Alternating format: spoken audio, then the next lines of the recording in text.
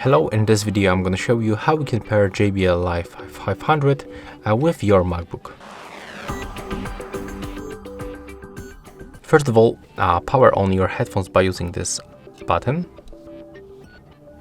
Then find the Bluetooth button and click on it once. Right now it starts blinking, as you can see. So right now, put it close to your MacBook, go to the system settings, go for the Bluetooth, turn it on, and from the list select JBL Live 500. Next, go to the sound,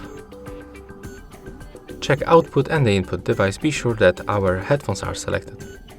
That's all for this video, hope you like it.